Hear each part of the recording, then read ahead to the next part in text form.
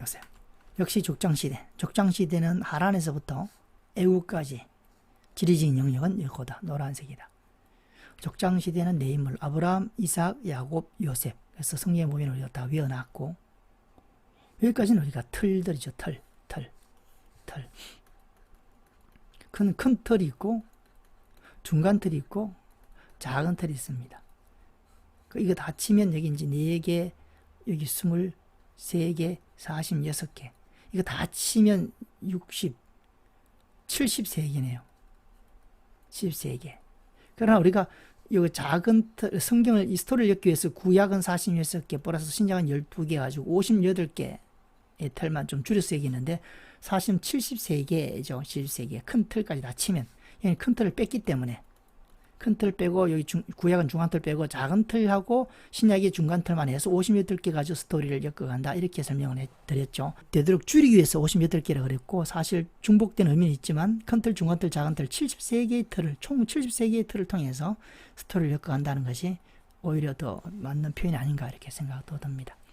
그래서 여기는 지금 이건 틀 속에 들어갑니다. 작은 틀. 이게 반드시 외워야 되고, 요셉을 봅니다. 요셉도 지도를 통해서 엮어간다. 그래서 처음에 여기는 헤브론에서 시작했다. 헤브론. 도단 갔다가 여기 애굽으로 오는 이야기가 요셉의 생애다. 이제 그렇게 파악을 해야겠죠. 아까 야곱은 보엘세바. 이게 사해니까 이게 보엘세바죠. 이게 헤브론이고 여기가 예루살렘이고, 보엘세바에서 출발해가지고 하란은 저 위에 있습니다. 저 위에. 하란 갔다가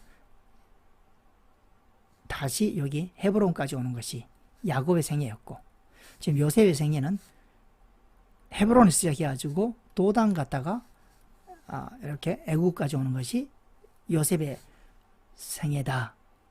그렇게 기억하면 되겠죠. 자, 그러면 이제 헤브론 시작합니다. 출발점은 심부름입니다. 야곱은 도망이라는 단어를 우리가 기억하기로 했고, 여기는 심부름. 누구의 심부름이냐? 아버지의 심부름입니다. 심부름 할 때 배경이 있습니다. 그건 형들로부터 미움을 받고 있던 차에 심부름했다. 그렇게 기억하면 되죠. 왜 형들이 미워했느냐 하는 것은 형들의 잘못을 고자질했다 하는 겁니다. 형들의 잘못을. 채색 옷을 입었다. 2가지 꿈을 꾼 이야기를 했다 하는 거죠. 그래서 형들의 잘못, 그들의 잘못을 아버지에게 말하니라. 그러니까 형들이 이제 요셉을 미워했겠죠. 다음 채색 옷, 다른 아들들보다 그를 더 사랑함으로 채색, 그 채색 옷 속에는 아버지의 사랑, 독차지한 그런 의미가 있죠. 그러니까 형들로부터 미움받았고, 그 다음에 꿈을 꾸어가지고 11별이 형들을 의미한다고 생각할 수밖에 없는 그 11별을 얘기하면서 11별이 자기에게 절하되이다 하니까 형들이 이제 미워한 거죠. 이런 배경 가운데 심부름을 했다. 심부름은 뭐냐 하면 형들한테 형들이 일을 잘하고 있나 안 있나 보고 오는 겁니다. 어디에서? 세겜 이 정도 있나요? 세겜 위치가. 세겜에 가서 형들이 세겜에 가서 아버지 양떼를 칠 때 이스라엘이 요셉에게 그러대. 이제 이스라엘은 야곱이네요. 그죠? 아까 이름이 바뀌었으니. 내 형들이 세겜에서 양을 치지 아니하느냐. 너는 너를 그들에게 보내니라. 요셉이 아버지에 내가 그리 하겠나이다. 이스라엘이 그에게 이르되 가서 형들과 양떼가 다 잘 있는지 보고 돌아와. 이게 이제 심부름의 내용이죠. 그래서 헤브론 골짜기에서 보내니 세겜으로 가니라. 그래서 헤브론에서 출발하는 겁니다. 세겜에 가서 형들과 양들이 다 잘 있는지, 잘 치고 있는지, 이게 아버지의 심부름의 내용이고, 그것을 이제 하러 간 거죠. 형들에게 미움을 받던 차에 아버지의 심부름으로 형들에게 갔고, 세겜에 가보니까 형들이 찾을 수가 없어요. 그래서 동네 사람들이 어디를 갔냐면 도단으로 갔다고 얘기를 해서 결국 또 도단으로 갑니다. 또 가서 이제 형들을 만나는데, 형들이 도단에 있을 때 요셉이 오는 것을 보고 그들이 이제 요셉을 죽이려고 모의를 합니다. 결정한 겁니다. 그래서 형들이 동생이 와도 요셉이 온다 이렇게 표현하지 않고 꿈꾸는 자가 온도다 하고 이제 죽이자 합의 받습니다. 살해의 결정을 내렸죠. 얼마나 동생을 미워했으면 동생이라 하지 않고 요셉이라 부르지도 않고 꿈꾸는 자가 꿈 이야기를 얼마나 약올랐으면 그렇게 했을까 생각도 들고, 하여튼 꿈꾸는 자, 그래서 이제 합의를 봐서 죽이기를 결정했어요. 그런데 그 중에 첫째가 르우벤이 제안을 합니다. 죽이지 말고 웅덩이에 빠뜨리자. 웅덩이에 빠뜨리기로 합의 봤습니다. 죽이자에서 이제 웅덩이로 빠뜨리는 걸로 변형이 됐죠. 빠뜨렸습니다. 거기서 먹을 것도 없고 물도 없고 하니까 굶어 죽어가니까 넷째인 유다가 제안을 하죠. 위대한 상인에 팔자. 죽이지 말고 팔자. 그렇게 해서 결국 애굽으로 내려가는 상인들에 팔려서 애굽으로 가게 됩니다. 은 20개에 팔리게 되죠. 그게 37장에 기록되어 있다. 미디안 상인에 팔린다. 그리고 아버지한테는 어떻게 하느냐? 요셉이 죽었다고 얘기합니다. 짐승이 물려 죽었다. 그래서 요셉의 옷을 찢어서 짐승의 피를 묻히죠. 그리고 아버지한테 보내니까 야곱은 요셉이 죽은 줄 알고 이제 대성통곡하고 울게 되죠. 그때 형들한테 울며 애걸 해도 형들은 그냥 매정하게 동생을 팔아버리죠. 요셉은 형들로부터 노예로 팔려갑니다. 그리고 39장에 이제 이 애굽에 도착하는데 그 38장에 새로운 얘기 하나 들어있죠. 그래서 삽입장이라고 합니다. 37장 다음에 39장에 이제 스토리가 이어져서 애굽으로 들어가게 되고 38장에는 삽입된 장인데 유다와 다말 사건에 기록되어 있다. 유다가 아들이 있었는데 엘, 오난, 셀라가 있었습니다. 며느리를 얻었어요. 다말을 얻었어요. 엘과 결혼을 시키는데 엘이 죽어버립니다. 그래서 계대 결혼법에 의해서 다말은 누구한테 가느냐? 그 다음에 오난한테 들어가죠. 근데 오난이 설정을 땅에 해서 하나님이 죽여버립니다. 악하게 보시고 죽여버립니다. 그러니까 셀라한테 들어가야 되는데 셀라가 나이가 어려서 유다가 머뭇하고 있었고, 또 다말이 며느리를 들고부터 두 아들이 죽어나가니까 걱정도 됐겠죠. 그래서 들여보내지 않습니다. 그냥 셀라가 나이도 어렸지만 나이가 이제 컸죠. 성인이 됐음에도 불구하고 다말을 들여보내지 않죠. 그런 연유 때문인지 그런 상황 속에서 이제 유다와 다말 사건이 터졌고, 그런 상황 속에서 유다가 어디로 가느냐? 딥나로 내려갑니다. 그 딥나로 내려가서 거기에 창녀가 있어서 창녀에 들어가죠. 그리고 이제 나올 때 이제 비용을 치러서 화대를 하나요? 비용을 줘야 되는데 비용이 없어서 도장, 끈 지팡이, 유다의 도장, 끈 지팡이를 주고 담보로 준 거죠. 그리고 나중에 염소새끼를 갖다 주면 대가로 화대의 비용으로 염소새끼를 주면 그때 이 도장, 끈 지팡이를 달라고 이제 담보로 주고, 유다는 돌아와서 자기 친구한테 이제 빨리 염소새끼를 가지고 와서 딥나로 가서 창녀를 찾아서 도장, 끈 지팡이를 찾아오라 해서 가서 창녀를 찾죠. 그런데 못 찾게 되죠. 이 동네 창녀가 없다고 합니다. 사람들이 창녀랑서 아예 없었다. 분명히 있었는데 없었다. 그래서 이제 오죠. 근데 창녀는 누구냐? 다말이 변장해서 시아버지한테 들어간 거죠. 그리고 이제 돌아온 겁니다. 그래서 도장, 끈 지팡이를 못 찾고 돌아왔을 때 석 달쯤 후에 어떤 사람이 유다에게 일러 말하되, 임신했다. 누가? 며느리 다말이. 남편이 없는데 임신했다. 이건 행음이죠. 불살하려고 한 거죠. 그때 다말이 뭘 내느냐면 도장, 끈 지팡이를 내놓습니다. 이 도장, 끈 지팡이의 주인으로 말미암아, 이 물건 임자로 말미암아 임신하였다 얘기하죠. 유다가 딱 알아채죠. 자기 물건이니까 알아보고, 그는 나보다 옳다. 내가 그를 내 아들 셀라에게 주지 아니하였음이로다. 계대 결혼법을 준행하지 않았기 때문에 일어났다라는 유다의 얘기죠. 그게 유다 다말 사건 38장 이야기고, 다말이 죽음을 면하게 되고 임신해서 결국은 해산해서 아이를 낳았는데 쌍둥이 세라와 베레스다. 쌍테라. 나중에 이 베레스를 통해서 다윗이 나오고 다윗을 통해서 예수 그리스도가 나옵니다. 그러나 나오잖아요. 베레스는 예수 그리스도의 조상이 됐다. 다말은 예수님의 할머니뻘이 됐다. 할머니가 됐다.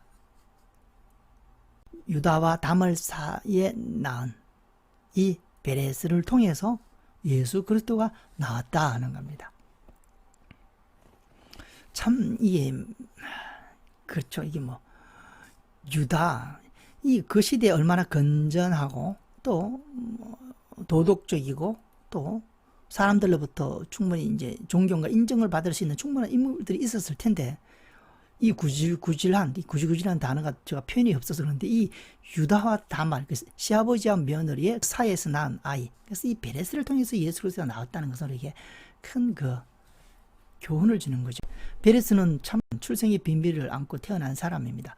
다말 엄마고 유다가 아버지지만, 다말을 통해서 아버지를 보면 할아버지가 또 어떻게 보면 할아버지의 족보가 되는 거죠. 그래서 아버지인과 동시에 아버지는 아버지만 어찌 보면 또 할아버지도 될 수 있는 그런 출생의 여건 속에서 태어난 사람이 베레스인데, 하나님이 이 베레스를 하나님이 복을 주셔서 우뚝 세웠다.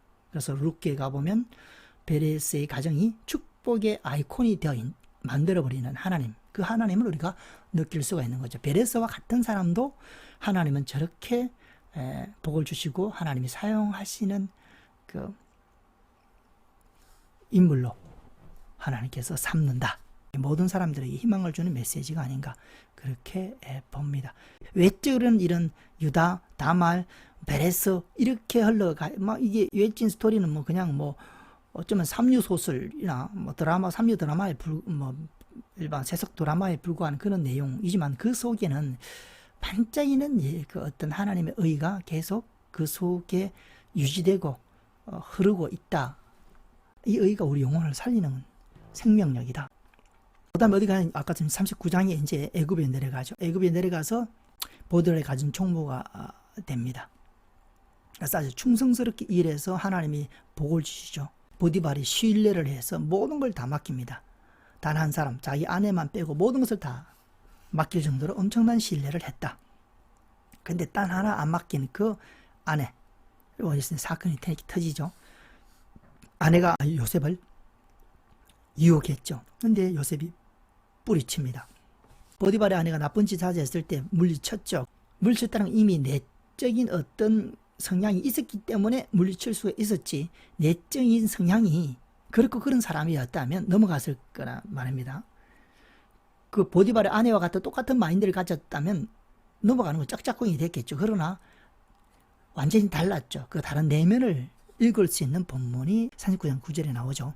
이 집에는 나보다 큰 이가 없으며 주인이 아무것도 내게 금하지 아니하였어도 금한 것은 당신뿐이니 당신은 그의 아내입니다. 그런즉 내가 어찌 이 큰 악을 행하여 하나님께 더 죄를 지으리까 라고 말하는 사고의지 감정,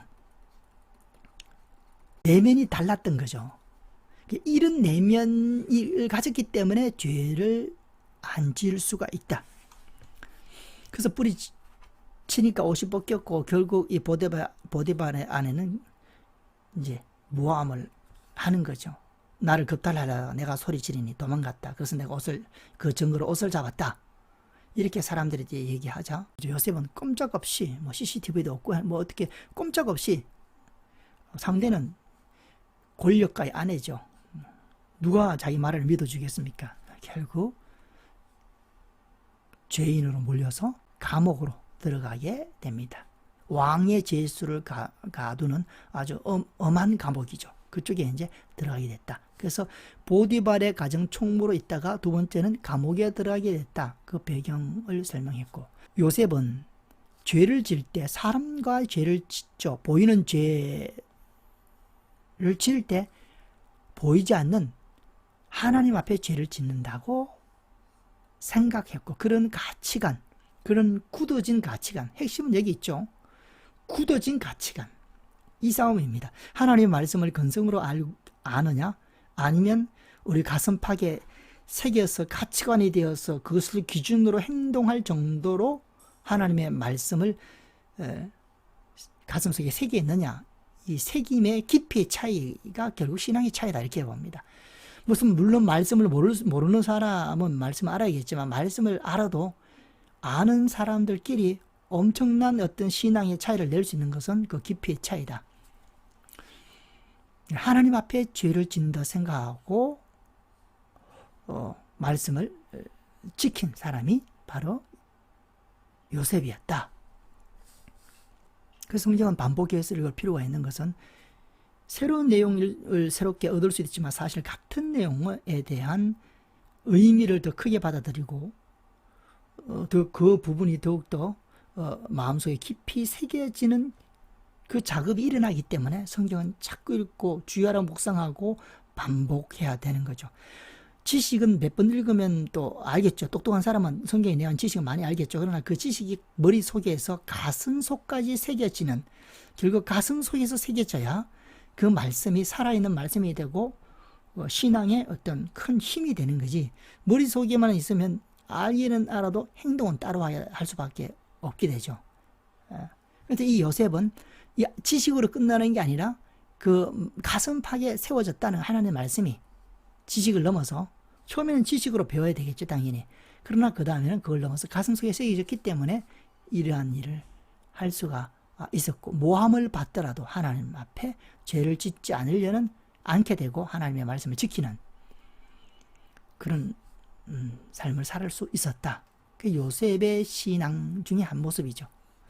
그 인물을 보면 하나님이 믿음의 사람이라고, 성경이 믿음의 사람이라고 칭하는 그 사람들을 보면은 그 믿음의 장점들이 성경에 기록되어 있죠.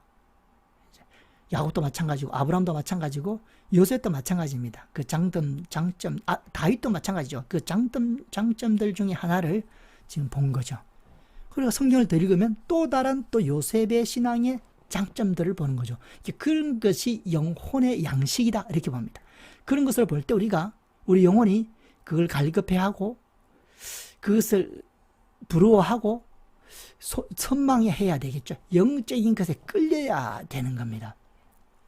사람이 거듭나지 않느냐 증거를 보면 알죠. 그 사람의 성향이나 그 사람이 무엇을 추구하냐 보면 그 사람의 내면이 어떠한 것을 알 수가 있죠. 그래서 영적인 것에 끌리지 않는 사람은 99% 문제가 있다. 특별한 경우는 거듭나더라도 특별한 경우는 끌리지 않을 수도 있겠죠. 그러나 일반적으로는 영적인 것에 끌려야 되는 겁니다.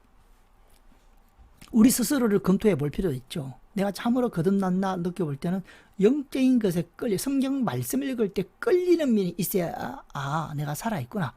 그리고 그것을 추구하게 되죠. 성경 읽고 끌리지 않는다. 그 사람은 검토를 해봐야 된다고 봅니다. 제 개인적인 생각이죠. 성경을 볼 때 그렇다는 겁니다. 제 개인적인 생각이 왜 그렇게 생겼냐면, 지금처럼 성경의 그런 믿음의 사람들이 다 그런 성향의 사람이었다는 것을 보았기 때문에 저 이렇게 말씀을 드리는 거죠. 저도 성경을 통해서 계속 배워가고 있지 않습니까? 그래서 또 저보다 더 많이 배운 사람도 있지만, 또 저도 이제 또 열심히 배우고 있기 때문에 제가 지금 알고 파악했던 그 내용들을 좀 얘기할 수밖에 없고 그렇게 얘기하고 있다. 그래서 이제 감옥이 들어갑니다. 하나님께서 이제 복을 주시죠. 복을 주십니다. 근데 감옥에서도 역시 꿈입니다. 요셉은 꿈하고 아주 밀접한 관계가 있구나 하는 것도 느낄 수가 있고, 술 맡은 관원이 꿈을 꾸고 꿈 이야기를 하죠. 그래서 이 요셉이 해석을 해줍니다. 꿈 해석을 해줘요. 해석. 그래서 요셉은 지혜를 받았습니다. 하나님의 지혜. 지혜의 성격이 꿈과 환상과 이상 이런 것들을 해석하는 하나님의 지혜. 하나님의 지혜는 엄청나죠. 우리가 말도 못합니다. 어마어마합니다. 다 알 필요도 없고 알 수도 없습니다. 그러나 우리가 이 땅을 살아갈 때 꼭 필요한 지혜는 성경을 통해서 주신 거죠. 꿈에 보니, 술 맡은 가는 자인 꿈에 보니 포도나무가 있는데 세 가지가 있고 싹이 나고 꽃이 피고 포도송이가 열려 있고 자기 손에 잔이 있어요. 바로의 잔이 있기로. 꿈에 그게 배경이 된 거죠. 포도나무가 있는데 싹이 나서 꽃이 피고 포도송이가 있어요. 그리고 자기 손에 바로의 잔이 있어요. 그래서 자기가 어떻게 했냐면, 내가 포도를 따서 그 즙을 바로의 잔에 짜서 바로의 손에 드린 꿈을 꾸고 얘기하니까 요셉의 해석은 3일 만에 당신은 복직될 것입니다 라는 꿈 해석을 해줬죠. 그 얘기를 들은 떡 굽는 관원이 또 합니다. 나도 꿈을 꿨는데 해석을 해달라고. 꿈속에 흰떡 세 강조리가 떡 굽는 관원 머리에 있었고, 맨 윗 광주리에 바로를 위하여 만든 각종 구운 음식이 있는데, 새 광주리 중에 맨 윗 광주리에 바로를 위해서 음식이 있는데 새들이 와서 먹더라. 그 요셉이 뭐냐면 당신은 3일 만에 사형당할 겁니다. 꿈 해석을 해줬고 3일이 지나자 요셉의 꿈 해석대로 술 맡은 관원은 복직에 대해서 추록을 해서 나갔고, 또 꿈는 관원은 이제 사형을 당하게 되죠. 그래서 술 맡은 관원이 이제 복직에 대해서 나간 것을 보고 요셉이 말합니다.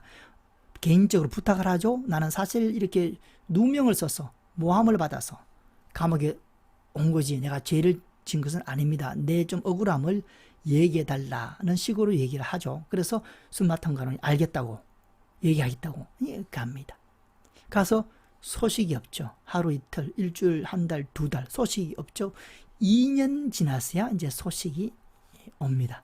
소식이 어떻게 오냐 하면 그것도 또 꿈에 얽힌 이야기입니다. 그래서 참 요셉은 꿈과 관련이 깊다는 것을 알 수 있고, 바로 왕이 꿈을 꾸죠. 두 가지 꿈을 꿉니다. 하나는 파리한 일곱 암소가 살찐 일곱 암소를 잡아먹는 꿈, 하나는 마른 일곱 이삭이 충실한 일곱 이삭을 잡아먹는 꿈. 이 꿈을 꾸고 해석을 할 줄 몰라가지고 온 사람들한테 해석을 요구했지만 해석을 못하자 해석할 자를 찾고 있었죠. 그때 이 술 맡은 관원이 요셉을 생각해서 왕한테 요셉을 추천했고, 결국 요셉이 나와서 해석을 해줍니다. 해석은 뭐냐? 7년 큰 풍년 후에 7년 큰 흉년이 있을 겁니다. 그래서 왕이시여, 왕은 지혜로운 지도자를 세워서 이 7년의 흉년 때를 잘 다스릴 수 있도록 하십시오라고 건의했고, 바로 왕이 볼 때 지혜로운 자를 찾아보니까 가장 지혜로운 자가 요셉이었거든요. 그래서 요셉을 총리 대신으로 세웁니다. 그래서 총리 대신이 되는 거죠. 그래서 감옥에 갔다 총리 대신이 되고, 그 다음에 이제 7년 동안 요셉의 예언대로 큰 풍년이 와서 많은 사람들이 먹고 낭비했겠죠. 남은 건 다 버렸겠죠. 그러나 요셉은 7년 풍년 때 창고에 싼값에 양식들을 다 싸두어서 가두게 되고, 이제 7년이 지나자 흉년이 임하게 됐고, 온 천지에 먹을 것이 없어 사람들이 죽어가는 그런 상황이 벌어졌죠. 그러니까 이제 헤브론에서 야곱이 말합니다. 아들들한테. 근데 이 애굽에는 창고를 여니까 먹을 것이 있죠. 이 소문이 이제 헤브론에 있는 야곱한테 들려서 야곱이 아들한테 얘기하죠. 왜 너희들은 여기 가만히 있냐? 빨리 가서 양식을 사와라. 그래서 이제 돈다발 들고 이제 사러 갑니다. 그러니 요셉은 총리 대신이고, 형들은 세월이 많이 지났죠. 형들은 감히 얼굴도 쳐다보지 못했고, 또 세월이 많이 지났기 때문에 이 애굽의 총리 대신이 자기 동생일 줄은 꿈에도 생각하지 못했죠. 근데 이 요셉은 형들을 보자 당장 알아봤습니다. 당장 알아보고 형들 나 요셉입니다 말하지 않고 어떻게 하느냐? 정탐꾼들이라고 이제 윽박지릅니다.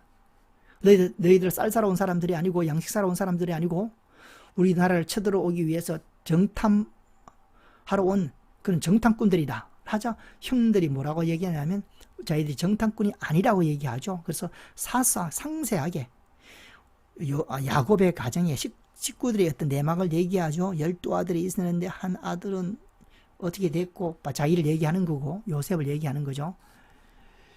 그리고 한 아들 베냐민을 얘기합니다. 베냐민은 지금 아버지 밑에 있다. 야곱은 요셉이 죽었다 생각하고, 아까 형들이 요셉의 옷에 피를 붙여서 짐승한테 잡아 먹혔다고 아버지한테 얘기했기 때문에 아버지는 요셉이 죽은 줄 알았죠. 그래서 요셉을 아버지는 참으로 사랑했죠. 아까처럼 채색 옷을 입힐 정도로 사랑했고, 그 다음 사랑한 아들이 베냐민입니다. 그래서 이제 아버지가 요셉이 죽었음을 알고 이제 마음을 누구한테 두냐면 베냐민한테 둔 거죠. 그래서 베냐민을 보내지 않은 겁니다. 혹시 또 죽어버릴까봐, 없어질까봐. 그래서 베냐민은 집에 있다라고 형들이 요셉한테, 총리 대신인 요셉한테 자기 가정사를 이제 얘기하죠. 그러니까 요셉이 말합니다. 너희들이 정탐꾼들이 진짜 아니고 진짜 그 양식을 사러 온 사람이라면, 너희들이 말한 대로 맞다면, 그러면 그 베냐민이 있다니까 그 베냐민을 데려와라 얘기하는 겁니다. 그리고 한 명을 잡아놓죠. 이게 누구냐면 시몬입니다. 시몬을 잡아두고 그 다음에 베냐민을 데려오라. 그러면 아버지는 베냐민을 안 보낼 거거든요. 꼭 붙고 있을 거거든요. 그러니 이제 그들이 말합니다. 베냐민을 데려왔을 때는 이들이 큰일 났구나. 아버지가 안 보낼 텐데. 그 형들이 말합니다. 그들이 서로 말하되 우리가 아우의 일로 말미암아 번제하였다. 그가 우리에게 액을 할 때 아우의 일, 요셉을 얘기하죠. 그 마음에 괴로움을 보고도 듣지 아니하였으므로 이 괴로움이 우리에게 많은도다. 세월이 많이 지나서 하나님이 작업을 하셨겠죠. 그래서 회개하고 후회하고 돌이키는, 잘못을 돌이키는 그런 마인드였다. 지금처럼 이런 마인드였다면 동생을 그렇게 팔아먹지 않았겠죠. 하여튼 그때 얼마나 어린 동생이 살려달라고 애를 했겠습니까? 그걸 매정하게 부르셨던 그 마음의 괴로움을, 살려달라고 부르짖는 그 괴로움을 보고도 듣지 아니하는 그런 어떤 자기들의 잘못을 뉘우치는 그런 말들을 하게 됩니다. 그리고 이제 데려오겠다고 이제 돌아가죠. 돈 자루를 속에 넣고 갑니다. 한 번 가는 거죠. 그 사실은 3번 가는 거죠. 한 번 가고, 2번째 가고, 3번째는 아버지 야곱과 함께 이제 완전히 이사를 하게 된 거고, 이주를 하게 된 거고. 그렇게 가져가서 돈자를 넣고 보냅니다. 음식도 가져가겠죠, 양식도. 그래서 이제 가져가서 먹고 마시죠. 그러나 이제 다 떨어졌습니다. 그래서 다시 또 이제 양식을 사러 가야 돼요. 근데 베냐민을 데리고 가야겠죠. 그때 야곱이 보내주지 않죠. 아까 말한 것처럼 이제는 베냐민은 꼭 붙잡고 있는데 요셉 죽어서 보내주지 않으면 그때 르벤이 말합니다. 그의 아버지에게 말할 때 내가 그를 아버지께로 데려오지 아니하거든. 내 2 아들을 죽이소서. 2 아들을 담보로 베냐민을 보내달라고 하죠. 그를 내 손에 맡기소서. 베냐민입니다. 내가 그를 아버지께로 데리고 돌아오리라. 베냐민을 다시 반드시 데리고 돌아오리라. 못 돌아오면 내 2 아들을 죽이소서. 인질로 하여튼 그렇게까지 얘기를 합니다. 그렇게 해서 온 거죠. 2번째 온 겁니다. 와서 또 양식을 샀죠. 양식을 샀습니다. 베냐민을 데려다 보여주고 우리가 정탐꾼이 아니라는 것은 이제 증명했겠죠. 그리고 이제 돌아갈 때, 양식하고 돌아갈 때 이 요셉이 자신의 은잔을 베냐민 짐속에 몰래 놓고는 그들이 훔쳤다라고 몰아가는 거죠. 도둑이다. 그러니까 그 형들이 우리는 절대로 안 훔쳤습니다. 그럼 요셉이 그럼 찾아보겠다. 누구의 짐에 나오든지 내 은잔이 나오는 그 짐의 주인은 내 종이 되어야 될 거다. 하니까 형들이 오케이 했어요. 찾아보니까 결국 누구의 짐에 나온 다음에 베냐민 집에서 나왔고, 베냐민의 짐 속에서 은잔이 발견되어 베냐민이 이제 종으로 남아 있어야 될 상황이 되자 이때는 유다가 말합니다. 유다가 이제는 주의 종으로 나 유다로 그 아이를 대신하여 그 아이 베냐민 아래 동생이니까 베냐민이요 대신하여 몸을 잃게 하고 내 주의 종이 되게 하소서. 유다 내가 총리 대신에 주의 종이 되게 하시고 그 아이는 형제들과 함께 보내소서. 이렇게 말하는 겁니다. 자, 이렇게 상황이 무르익자 베냐민을 데려가는 문제를 놓고 신랑이를 보는 가운데 이제 요셉이 자기가 요셉임을 밝히게 됩니다. 그리고 베냐민을 안고 울고, 자기의 동생이죠. 그리고 이제 보냅니다. 아버지를 이쪽으로 모셔오라고. 그래서 형들을 보내죠. 그 보내기 전에 이제 이 말을 하죠. 당신들이 나를 이곳에, 지금 총리 대신이니까 당신들이, 형들이 이곳에 팔았다고 해서 근심하지 마소서, 한탄하지 마소서. 하나님이 생명을 구원하시려고 나를 당신들보다 먼저 보내셨나이다. 참, 하나님 말씀은 이게 참 구구단처럼 외워야 되는 이유가, 구구단이 아주 어려운 내용은 아니죠. 고등수학은 아닙니다. 이거 수학 중에 아주 가장 수학이라 가장 기본적인 거죠. 그런데 이 성경을 어떤 핵심적인 주요 내용을 구구단처럼 우리가 기억하고 있으면 우리 삶 속에 굉장히 유익이 된다. 이거는 늘 생각해도 그렇죠. 어떻게 요셉은 저렇게 할 수 있었을까?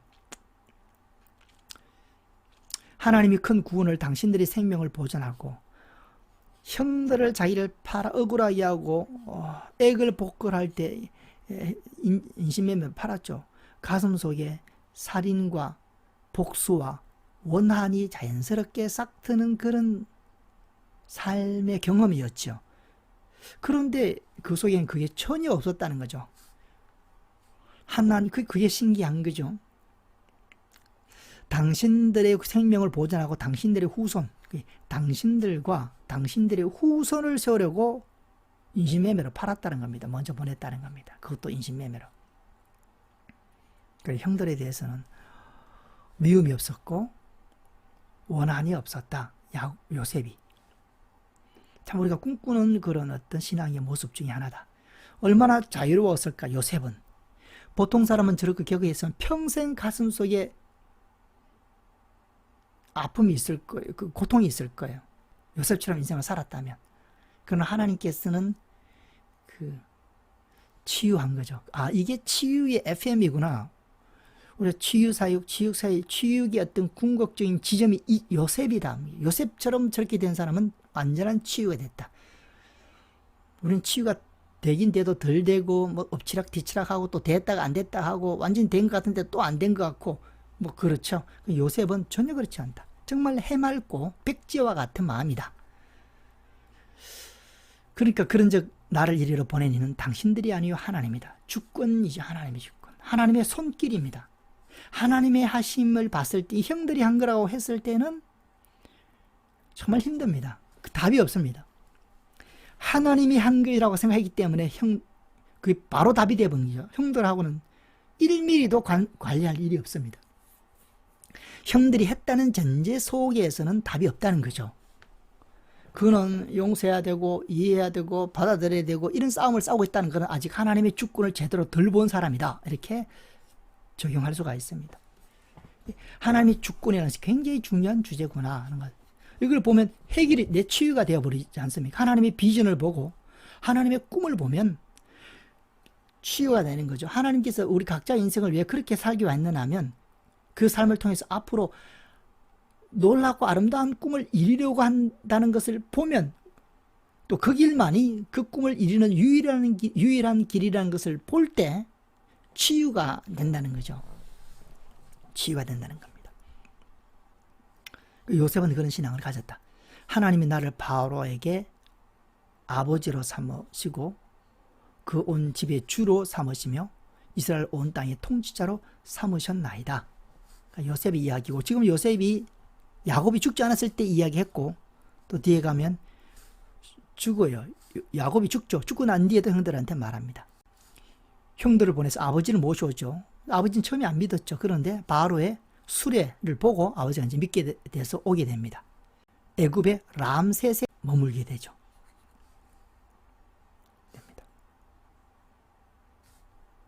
갈 때 이제 야곱에게 말하죠. 하나님이 이르되 나는 하나님이다. 내 아버지 하나님이 애굽으로 내려가기를 두려워하지 말라.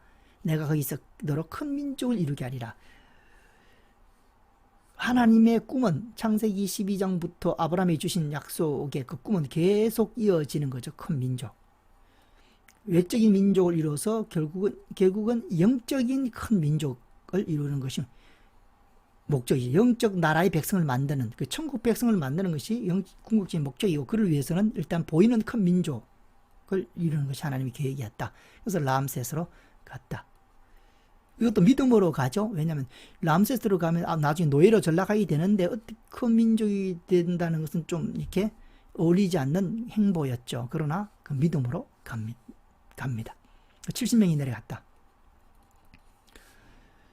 그리고 이제 머나사 에브라임한테 억받자로 손을 얹고 기도하는 그런 기도 내용이 나오고 아까처럼 49장에 야곱의 12아들에 대해서 축복을 하게 됩니다.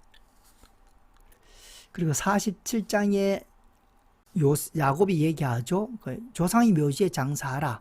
그래서 야곱을 어떻게 해요? 가나안 땅으로 가서 맛벨라 밭 굴에 야곱을 장사하고 옵니다. 요셉이. 고향에 있고 아까처럼 야곱이 죽고 나서 형들이 요셉이 자기를 해야 할까 할 때 또 얘기합니다. 아버지가 돌아가시기 전에 명령하기를 그 형이 얘기하죠. 요셉한테. 형들이 내게 악을 행하였을지라도 용서하라고 했다. 아버지가. 그러니까 우리를 좀 용서해달라. 우리는 당신의 종에 살려달라. 아버지가 용서하라고 했으니 살려달라 했을 때 요셉이 말합니다. 당신은 나를 헤아려였으나 하나님이 그것을 선으로 바꾸사 오늘날 같이 많은 백성의 생명을 구원하게 하시려고 하셨나니 당신은 두려워하지 마소서. 내가 당신들의 자녀들을 기르리라 하고 간곡한 말로 위로합니다. 당신들과 당신들의 자녀들을 기르리라. 왜 그러죠? 그래야 하나님이 큰 민족을 이루겠다는 꿈이 이루어지는 거죠. 그 비전을 요셉이 품었기 때문에, 하나님의 뜻을 품었기 때문에, 자기 상 속에서 하나님의 뜻이 이루어지도록 하는 거죠. 그 꿈을 품었기 때문에. 그러기 위해서는 당신들과 당신들의 자녀를 길러야 되죠. 자기 개인적인 목표가 없고 하나님의 목표를, 하나님의 꿈을 자기 꿈으로 삼았다. 아주 큰 진리죠. 하나님의 비전을 나의 비전으로 삼으면 신앙은 거의 끝났다 이렇게 표현해도 되는 거죠. 하나님의 꿈을 나의 꿈으로, 많은 사람들이 하나님의 꿈을 나의 꿈보다는 나의 꿈을 하나님을 이용해서 믿음을 통해서 이루려고 하는 거죠. 그게 이제 문제였다. 하나님의 꿈을 나의 꿈으로 삼으면 내가 없는 삶이 되는 거죠.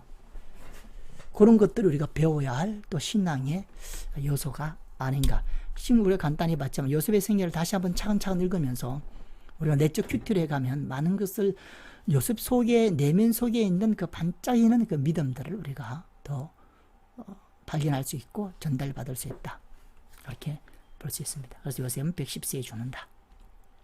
그래서 아까처럼 49장에 축복이 12아들이 나오죠. 아들과 지파와의 숫자 차이를 기억해야 되고, 지파에서도 또 차이가 나죠. 레위기의 지파나 레위기 신명 이런 게 지파나 요한계시나 또 다른 데서는 지파다. 여기는 12아들입니다. 하여튼 차이가 있다. 아들과 지파의 구분을 해야 되고, 지파도 지파와 지파의 구분을 해야 된다. 12지파도 성경에 따라 지파가 수가 다르니까. 그래서 쭉 나오는데, 그중에 아까처럼 시몬과 레위는 잔해하는 칼, 저주받고 분산, 저주가 나왔다는 얘기죠. 세계 메시지 사건 때문에, 디나 사건 때문에. 그걸 이제 기억하고, 민수기의 12지파는 레위와 요셉을 제외하고 요셉이 두 아들 므낫세, 에브라임이 들어가는 것이 민수기 12지파고, 요게 우리 기준이 되는 12지파다. 그리고 신명기의 11아들은 모세가 축복한, 지금은 신명기에는 모세가 축복하고 여기 창세기에는 야곱이 아들을 축복합니다. 아들.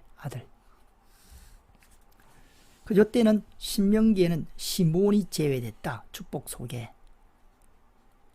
그걸 기억해야 되고, 요한계시록에는 단지파가 제외됐다. 약간의 차이가 있다는 그 개념을 두고 일단은 분명히 이것만은 이제 외우자. 12지파는 기억하고, 레위기 또 민수기에 말한 12지파는 반드시 기억하자. 헤브론 출발해가지고 도단 갔다가 그리고 다시 여기 애굽으로 왔다.